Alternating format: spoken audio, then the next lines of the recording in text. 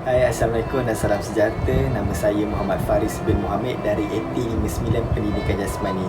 Hari ini saya nak menerangkan berkaitan kejayaan dan juga kegagalan. Okey, saya yakin semua orang pernah merasa kedua-dua fasa tersebut, iaitu fasa kejayaan dan juga fasa kegagalan. Tetapi hanya masa berlaku fasa tersebut yang menjadi perbezaan antara kita. Setengah individu akan merasa fasa kejayaan terlebih dahulu, kemudian fasa kegagalan. Dan setengah individu akan merasa kegagalan terlebih dahulu, kemudian kejayaan. Tetapi kebanyakan orang akan menghadapi fasa kegagalan terlebih dahulu, kemudian kejayaan. Dan hanya segelintir sahaja yang mengalami fasa kejayaan terlebih dahulu, kemudian baru fasa kegagalan. Okay, saya bagi contoh di sini. Terdapat dua individu, iaitu individu A dan juga individu B. Individu A mengalami fasa kegagalan terlebih dahulu, kemudian fasa kejayaan. Dan individu B mengalami fasa kejayaan dahulu, kemudian baru kegagalan. Okay, kita berbalik kepada individu A. Individu A mengalami fasa kegagalan terlebih dahulu. Dan kebiasaannya fasa kegagalan ini adalah fasa yang biasa, kerana dia tidak mempunyai tekanan daripada orang sekeliling. Orang sekeliling tidak memberi tekanan terhadap diri dia, dan dia melakukan sesuatu dengan kerelaan, dengan usaha tanpa paksaan terhadap diri dia. Dan dia berjaya kepada satu tahap dengan mana dengan usaha dia sendiri tanpa memikirkan orang sekeliling. Dan berbeza pula dengan individu B. Individu B mengalami fasa kejayaan terlebih dahulu, di mana fasa yang orang memberi perhatian terhadap diri dia, orang memberikan segala-gala diperlukan untuk diri dia, dia akan dapat dengan sewenang-wenangnya. Kerana pada fasa kejayaan terlebih dahulu ini, orang akan nampak diri dia, orang akan bagi kemewahan, orang akan memberi perhatian terhadap diri dia, orang akan bagi motivasi, dan orang hanya nampak individu tersebut. Sebab apa? Sebab beliau berada di fasa kejayaan, dan beliau merupakan individu yang merupakan satu dalam sejuta. Sebab apa saya kata di situ? Sebab tidak semua orang akan berjaya pada peringkat awal tanpa sebarang kegagalan. Oleh itu, apabila dia berjaya terlampau awal, dia tidak merasakan kejayaan tersebut tanpa sebarang penat, tanpa sebarang lelah. Sebab apa?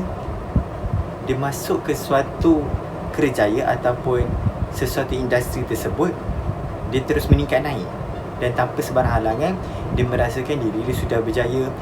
Dia tidak merasakan kesakitan seperti mana individu A rasa.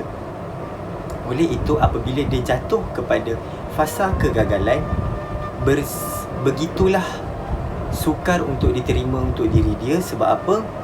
Sebab dia tak merasa itu terlebih dahulu. Dia merasa senang dahulu, kemudian baru susah. Apabila dia jatuh kepada fasa kegagalan, sebenarnya fasa kegagalan dia adalah 2 kali ganda sakit daripada fasa kegagalan individu A. Sebab apa? Sebab dia akan kehilangan kepercayaan orang sekeliling, dia akan kehilangan kemewahan diterima, tak kira daripada segi perhatian, insentif maupun apa-apa. Sebenarnya itu merugikan diri dia, dan dia akan merasa kehilangan dan sakit yang tidak semua orang akan alami. Sebab dia akan kehilangan sesuatu yang dia rasa besar dalam diri dia. Orang akan buang dia, orang akan tak hiraukan dia, orang akan menegatifkan diri dia. Daripada sesuatu kejayaan kepada kegagalan, itu adalah satu impak yang besar terhadap diri dia, dan orang sekeliling akan betulkan sekelip mata. Dan tetapi ada baiknya di sini, orang sekeliling yang ada bersama dia sewaktu dia berada di fasa kegagalan, ianya umpama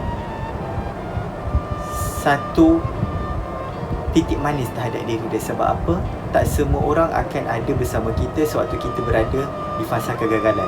Kebanyakan orang akan ada bersama kita sewaktu kita berjaya sahaja. Dan apabila individu ni berada di fasa kegagalan, dia perlu bangkit semula kepada fasa kejayaan semula.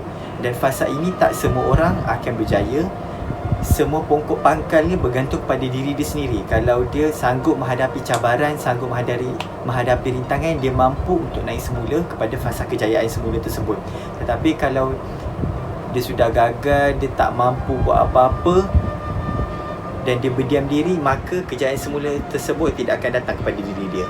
Oleh itu, Apabila kita menghadapi kegagalan atau sebagainya disebabkan injury atau sebagainya, kita perlu bangkit. Sebab apa? Orang tak tahu apa yang kita rasa, apa yang kita korbankan sewaktu kita berjaya. Kemungkinan besar kita mengorbankan kejayaan kita, impian kita, kita mengetepikan keluarga kita. Semua itu orang takkan tahu. Yang orang tahu, okey, individu tersebut berjaya, individu tersebut gagal. Tapi orang tak tahu apa yang kita lakukan. Pengorbanan kita tak ada nilai di mata orang, tapi ianya berharga untuk diri kita. Oleh itu, apabila kita berjaya kembali kepada kejayaan semula, kita perlu ingat mana kaca, mana permata, mana yang ada bersama kita sewaktu kita susah dan mana yang ada bersama kita senang.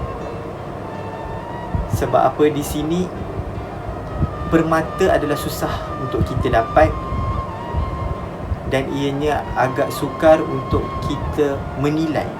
Semuanya berlaku apabila fasa kegagalan tersebut datang kepada diri kita. Video yang berada bersama kita tu, tolong hargai jasa beliau, tolong hargai apa yang beliau berikan kepada diri kita. Ingat pesanan saya, tak semua orang akan ada dengan kita. Hargai apa yang ada di depan mata, usaha selagi mampu. Apabila kita ada di atas, kita ingat orang di bawah. Hidup kita umpama roda, ada kala kita di atas, ada kala kita di bawah. Apabila kita di atas, kita ingat orang di bawah. Apabila kita di bawah, kita kena berusaha untuk mencapai impian kita.